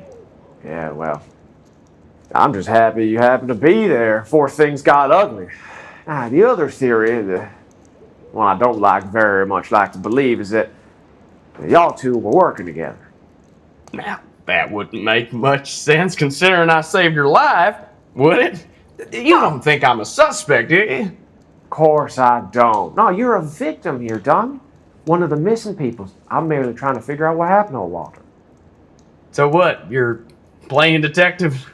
Well, you could call it that. Asking questions, looking for clues, anything that can point us in the right direction. Looking for clues. Now, hold on. My Fourth Amendment right says you need a warrant for that, Sheriff. Well, legally, if I were to search the house, sure. Or I could just visit an old friend that invited me inside. I see. You know, for a guy that was labeled a missing person, I think he'd be a little more eager to help us find out what happened here. Go right ahead. In fact, take as much time as you like. That's what I thought. I'm just gonna have a look around.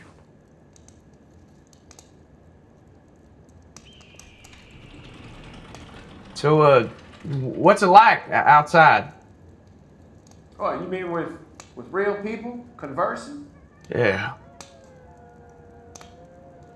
That. Yeah, I've been in this cabin here for so long, I almost forgot what it's like. Yeah, it's I'm just looking for clues. But I mean, it's great. You know, you remember Betsy on the diner down near Oakton Heights? Of course I do. Well, what about her? Well, she finally retired. Gave the restaurant to her granddaughter, and I hate to say it, but it ain't been the same since. No kidding. Well, you know, I've been meaning to ask you. You know, just friend to friend. What you doing in this cabin, Don? Well, people ask about you, not to mention your family. It's nothing, really. I messed up. Figured I'd hide out here from my mistakes instead of fixing them. You ever wish you could fix them? All the time. I'd do anything to get out of this cabin. Anything? Anything. Anything to see my kid again, even if just for a moment. Now, you might be in luck, Don. How do you figure? Nice watch you got. Great for telling time. Oh, yeah, I'd imagine so. You know, I was thinking of getting myself a new watch. Women, you know, they have earrings and bracelets, necklaces, a whole array of jewelry to bring excitement to their look. But us men, all we got are our watches. Can't be stylish without a watch, I say. Hey, say, you know, where'd you get a timekeeper like this? Pardon me? Well, say I wanted. Where would I go? I wouldn't know. Why's that? The watch was here when I moved in. The last guy must have left it. Ah, a damn shame. Yeah, shame. You know what's crazy, though? What's that? Well, Walter had a watch just like this. No kidding. Yeah, no kidding. Now, I only know this because he was wearing the thing the day he was reported missing. We needed drawn, know what he looked like in case anyone saw him. His wife made sure we knew it was the Vacheron Constantine 56. Yep. Apparently, Walter had been asking for the thing ever since it was announced. That's sweet. I guess he had better style than us, huh? With it being the only jewelry for guys. I get the joke, Don. Yeah, well, good. Next time, try laughing, why don't you? It was strange, though, and I could be completely wrong here, but I could have sworn, that this here model's only been out for 3 years. That's so. Yeah, sure is. And the wife made a whole deal about it being announced 3 years ago. Same month as his birthday. I didn't think much of the story back then. Just smiled and nodded, The woman's husband disappeared. It was the least I could do, Of course.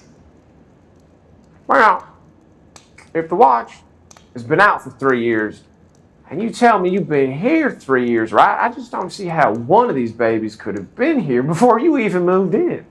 That is strange, isn't it? Now you're telling me. Now, you know that new evidence pointing me to the cabin? I remember you mentioning that, sure. Yeah, well, I do hate to admit it, but I was bluffing when we first encountered it. I actually know that this cabin is owned, except it's not by you. No, I had to do some digging, but I obtained myself a copy of the deed right here. Now, it says it's owned by a man by the name of, let's see, Walter. Now, I'm almost certain that don't spell Donnie now, does it? Now listen here, Sheriff. I thought I wasn't a suspect regarding Walter's whereabouts. Yeah. Until I found this here watch. See? Now, just how did Walter's watch end up in your possession? And better yet, how did you end up in Walter's cabin? Say the mistake you made involved Walter, didn't it? Now, I wish I was smart enough to put together the pieces. But whatever you did, pretty darn brutal, huh? I wish I had the answer to your mystery, Connor. I really do. Oh, darn it. There's no need to solve my mystery. I've already got it all figured out. This is a murder case.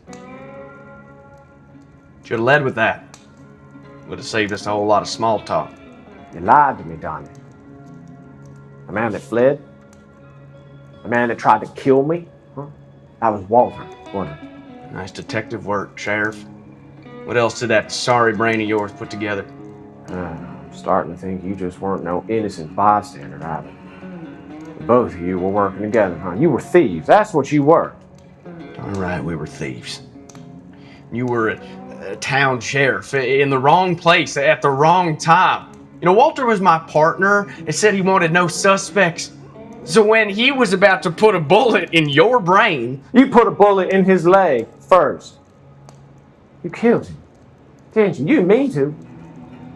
But you did, ain't that right? I couldn't return after that. Out of guilt. Out of fear of being caught. Yeah, out of fear of finally confronting my son. I dragged Walter to this secret cabin. I don't need your life story, Don. Walter bled to death, Sheriff.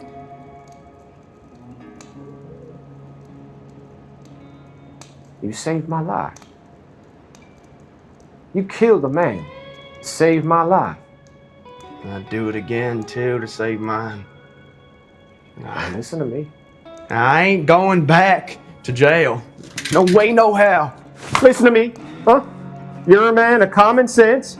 Well, of course I am. All right. And you better hold your fire. Why's that? Your kid. Well, what of him? You're running out of time, Donnie. I agree. I'm low on time. Especially now that there's a sheriff here to arrest me and all. You know why I need to shoot you, don't you? No, I don't, Donnie. Hey, there's no point in making the same mistake twice. There's still a way to see your son without either of us pulling the trigger here. Yeah? Well, what's that? Visiting days. What are you suggesting? I'm suggesting you turn yourself in. There's a way to stop the killing, huh? A way to see your son, and it's visiting days. Visiting days? You want my son's last memory to be one of me behind bars? Hey, it's better than none at all, ain't it? Huh?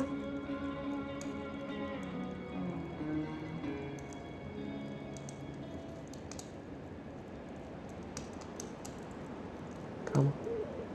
All right, now. Look, I need to see some hands.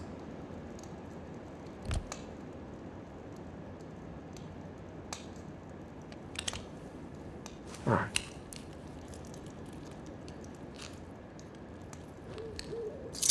Now you are under arrest for the murder of Walter Kernels. I'm under arrest because I say so. Because you're right, Connor. And because it ain't too late to rebuild bonds. Not yet. I'm happy to hear that.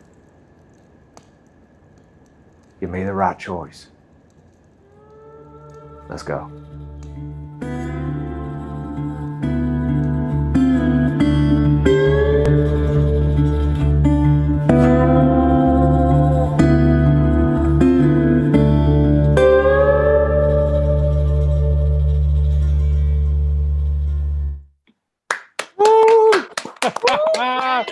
Thank you, Nico. Nico. Fantastic work from everyone. As you can see, we have such creative, thoughtful, intelligent playwrights who wrote for us for this year's DYPF, and we want to recognize them all. So we will now begin the awards and recognition portion of our evening. Yeah, and as part of the recognition process tonight, I'd like to take a moment to thank the creative team behind these plays for making this tiny miracle we just saw happen. First, I'd like to acknowledge the teaching artists and actors, Tyler Elliott, James Kerr, Natasia Tay-Sconyers, and Camille Young for their energy and enthusiasm in consulting with the playwrights during workshops and in portraying these wonderful characters. Way to go, gang. Thank you. Hey, actors. And Charlie, I think tiny miracle is accurate. As you can see, it's totally different. We have wonderful artists who work with us every year on stage, but moving to a virtual world took a very different set of skills, and they did a fantastic job. So we'd also like to acknowledge our technical artists, our stage manager, Caroline Sylvia, our video production lead, Lionel McCulloch, our sound designer, Josh Bruton, and DTC's production manager, Nathan Renner Johnson, for their creativity, their inventiveness, and their commitment to our work. Thank you. Here. Thank you. And I'd like to acknowledge the Delaware Theater Company leadership, Executive Director Bud Martin, Managing Director Matt Silva, Business Manager Jillian Farley, and Patron Services Manager Liz Kersey, as well as the Board of Directors of Delaware Theater Company for their support and efforts on behalf of DYPF. And once again, I'd like to offer a big thank you to our sponsors, Delaware Humanities and the Delaware Division of the Arts. We could not do this without you. Thank you. Thank you. We read an incredible array of plays this year, and each one captured an individual student's take on our theme of a character's overcoming an obstacle in connecting or reconnecting with a world of in-person encounters. At this time, we'd like to recognize the 62 students from 11 schools who participated in this year's DYPF.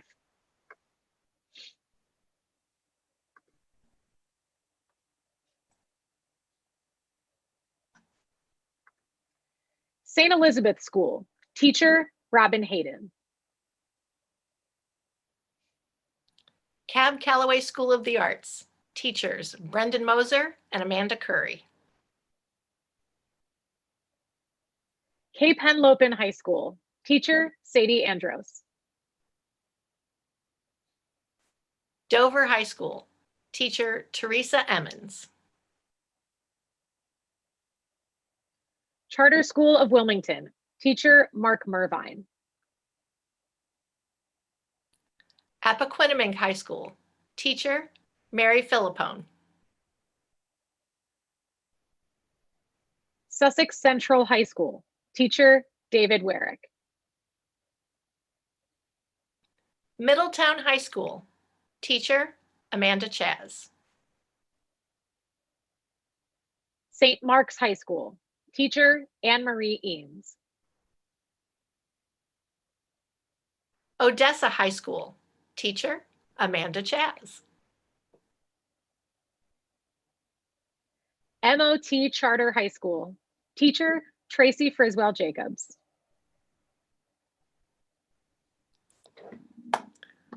We'll give them all a round of applause. Yes, absolutely. Congratulations to all of these student playwrights on your achievement of writing an original play for the 2020-2021 Delaware Young Playwrights Festival. We will be sending certificates of achievement through your teachers in the coming days, so look out for that. And now we'd like to recognize our honorable mention plays and playwrights. Yes, in addition to the 6 plays you have seen here this evening, there are 7 more plays that were strong contenders and have earned an honorable mention for their merits. Here they are. Forwards But Backwards by Eric Dukos. Strangers meet at a bus stop outside of a secluded small town and consider the direction each one is journeying in both time and space. Their curious sense of a prior connection with one another leads each to counseling the other on how best to move forward when they feel stuck in the limbo of uncertainty. For its quirky humor, its play on names and words, and the creative, absurdist theatrical approach to offering us a glimpse of the way our choices guide our lives, DTC awards an honorable mention to playwright Eric Dukos from Middletown High School for his play, Forwards But Backwards. The Party by Irvin Mayfield. An unnamed high school boy and girl meet for the first time in the front yard away from the wild party that is going on indoors.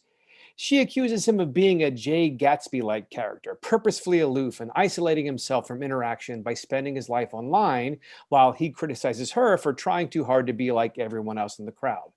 Through their conversation, each gains a new perspective on what it could mean to live authentically, as well as considering the risks they would take in moving beyond their comfort zones. For its realistic point of view on the internal and external voices that sometimes tug at contemporary teens, DTC awards an honorable mention to playwright Irvin Mayfield from Charter School of Wilmington for his play, The Party. Sometimes It's Okay Not to Be Okay by Emma Kelso. 2 adult sisters confront one another after one receives an alarming call about the other's self-imposed isolation and downward spiral. Through their confrontation, they both gain new understanding that the different ways that each grieved the loss of their mother have been a stumbling block to their relationship as sisters. And this epiphany leads toward the path of reconnection and healing for both women. For the sensitive way the playwright created a compassionate view of grief, DTC awards an honorable mention to playwright Emma Kelso from Charter School of Wilmington for her play, Sometimes It's Okay Not to Be Okay. Meeting at the Crossroads by Ashlyn Moore. 2 college friends reconnect after the unexplained departure of one of the young women from the university. As one woman shares the story of the loss of relationships she experienced resulting from her unplanned pregnancy, her friend responds with acceptance and encouragement for the new mother. For the warm way the playwright underscores the value of unconditional love and friendship, DTC awards an honorable mention to Ashlyn Moore of Cape Henlopen High School for her play, Meeting at the Crossroads. Returning Home by Owen Cannonberg. A soldier on home leave watches his younger brother perform in the school play and is impressed by his talent and work.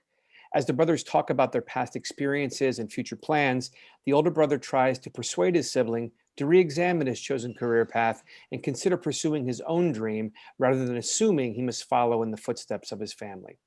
For reminding us that connecting to our own dreams is part of connecting to who we are inside, DTC awards an honorable mention to playwright Owen Cannonberg of St. Mark's High School for his play, Returning Home. I Don't Like It Here by Grace Nardo. A high school teacher pays a visit to a student who recently withdrew from school after experiencing prejudice and bullying. Through the connection the teacher makes, the student, an immigrant, learns that her teacher endured similar peer rejection when she, an immigrant herself, was in school, but overcame adversity through self-love, perseverance, and advocacy for change. For the courage to write about standing up against prejudice and valuing ethnic diversity, DTC awards an honorable mention to playwright Grace Nardo of MOT Charter High School for her play, I Don't Like It Here. The Gray Room by Katie Megginson. In a place of limbo between life and death, a girl meets an unusual guiding force that offers her the choice between moving on or staying. As she considers her options, she must uncover the importance of reconnecting with those in the earthly realm and finding the meaning of loving and being loved. For its philosophical approach to choosing to embrace the goodness that lives in an imperfect world, and its clear connection to the theme of overcoming an obstacle in connecting or reconnecting to a world of in-person encounters, DTC awards an honorable mention to playwright Katie Megginson of Sussex Central High School for her play, The Gray Room. Congratulations to all of our honorable mention playwrights. Yes. Now, as you know, the 6 playwrights you met tonight were our finalists for the 2020-2021 Delaware Young Playwrights Festival. Once they were selected as finalists, they had additional challenges in the form of work given to them, attending a series of weekend playwriting workshops with the DYPF team, working as an ensemble to give and receive feedback, and revising their plays at least 4 more times. Delaware Theater Company is pleased to announce that all 6 of these playwrights have met the challenge, and all 6 playwrights and their plays are now considered the winners of the 2020-2021 Delaware Young Playwrights Festival. Hurrah! All 6 of these plays written by these playwrights are equal winners. But we also wanted to acknowledge each playwright with special awards for his or her particular strength or accomplishment within their work. We will now present these special awards. Our first award is the Theater Visionary Award for exploring theatrical ways of moving characters between worlds of realism and fantasy. This playwright thought carefully about her vision for the characters and action in the play and intelligently used the creative devices of theater to portray both the internal imaginary sequences and the external real and in the moment interactions between her characters. This playwright's vision included a healthy dose of revision as she refined her play each week through the workshop process, strengthening it each step of the way. Along with serving her own play, she also embraced the other playwrights' visions of their work and provided careful and considered feedback for their work that honored the intentions from their plays. And so, with the Theater Visionary Award, we honor winning playwright Trinity Hunt from Cab Calloway School of the Arts and her play Writing Between the Lines. Yeah. Our next award is the Aristotle Award for the use of the 3 classical playwriting unities of time, space, and action. Though her play involved time travel and varying ages of personifications of one character, this playwright was able to navigate these dramatic elements in such a way that she delivered a cohesive story that takes place in one unusual afternoon of our main character's life and creates a time-urgent need for that character's taking action. Her ability to think through various pathways her characters have taken or might take and pull together a backstory that supports present circumstances and future results demonstrates her clear grasp of storytelling for the theater. With the Aristotle Award, we honor winning playwright Lana Savage of MOT Charter High School and her play, A Conversation with My Younger Self. Woo! Our next award is the Discovery Award for the playwright whose clear understanding about her work led her to uncover the central truths in her play. She knew her characters well, and by exploring their histories, centered the action of the play on a pivotal moment when these 2 strangers unexpectedly connect and forge a path to a new and satisfying friendship. In identifying and drawing upon these key dramatic elements of character history and time present, she highlighted the universal conflict that often comes with personal growth and the power of human connection to remind us that we are not alone as we journey through our dark moments to the light of renewed life. With the Discovery Award, we honor winning playwright Felicia Vitelli from St. Elizabeth School and her play, Brown Paper Bags. Yeah. The next award is the Wordsmith Award for the playwright whose crafting of her dialogue was particularly thoughtful and insightful. Drama as a form of literature seeks to illuminate characters through what they say and what they do, their dialogue and their action. This play highlighted the impact of word choice in showing our characters and their worlds, and the playwright's research into linguistics and etymology demonstrated the writer's finesse behind the revision process.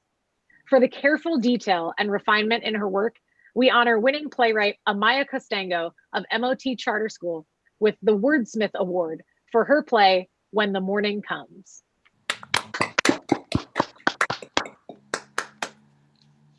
The next award is the Empathy and Encouragement Award for the playwright who affirmed the value of these qualities in the collaborative workshops and in her writing. As the playwriting ensemble worked to establish an environment of trust and support during the workshops, this person readily lifted the team's efforts with her positive remarks. And in her own writing, she created a conflict that is immediately recognizable to young people today, but provided through one of her characters an encouraging voice that listens and empathizes with a troubled friend while also offering them a steadying hand and supportive guidance. By celebrating positive messaging in her real life interactions as well as in her writings, this playwright invites us to empathize with our fellow human beings and seek the best from one another.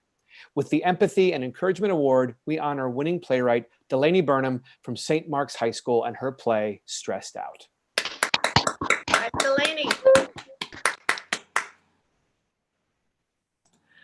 The next award is the Fearless Revisionist Award for the playwright who showed fearlessness in revising his work. Writing is very personal, and many writers find it difficult to look critically at their work to identify the elements that need rewriting and revising. In addition, a work of mystery and intrigue is often one of the most difficult genres in which to write, for the author must disseminate information in small increments and sometimes out of chronological order in order to not give away the resolution too soon. This playwright fearlessly tackled the challenge of writing in the mystery genre, embraced every opportunity to ask for and listen to feedback given, to ask himself the hard questions, and to tear apart sections of his play in order to rebuild it even stronger. He was unafraid to rework dialogue and to clarify the action, all the while testing and investigating the impact of his choices on the play. His fearlessness to revise is a hallmark of the writing process and serves as an example to other playwrights. With the Fearless Revisionist Award, we honor winning playwright Nico Mandalis from Dover High School and his play, Cabin Fever. Good job, Nico. And we do have one more award, but before that, I want to remind you to visit our website, and I'm also putting in the chat the link to our survey, our short audience survey. It won't take you long, but just let us know how this was for you as an audience member. Thank you so much in advance for taking part in that. Thanks, Allie. And as she mentioned, we have one last award. This is known as the Peak Award. In 1985, the present Delaware Theater Company building opened, and that same year, an artist named Danny J. Peak came to Delaware. He played many roles at DTC, but had a special interest in the education and community engagement programming, including the Young Playwrights Festival. Since 2016, we at DTC have honored his memory through the establishment of the Peak Award for one of our winning playwrights, and this year is no exception. In the spirit of Danny Peak's engagement in so many aspects of theater, we recognize one of our winning playwrights who demonstrated curiosity and commitment to learning about multiple facets of the art of theater. In addition to writing her play and willingly diving into the revision process, this playwright served as a key member of the ensemble during our workshops by encouraging other playwrights, responding to their questions about their work, and asking her own questions about the impact of her writing. She welcomed the opportunity to learn more of the production side of the art, even attending online rehearsals and recording sessions on her own time to see how the artist would take and shape her work.